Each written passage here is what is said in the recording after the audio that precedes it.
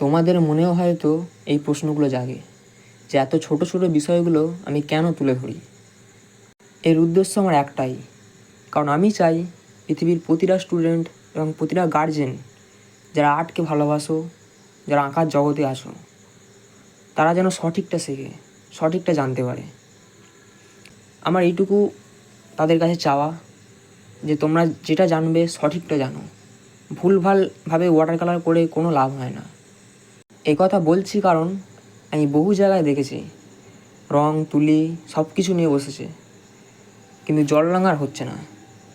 একটা পেপারের ওপর হিজিবিজি এক গাদা রং নিয়ে ঢেলে সেখানটা মেকআপ করে কোনো পেপার হোয়াইট ছাড়া নেই, সেটাকেই জল রং বলে চালিয়ে দিচ্ছে।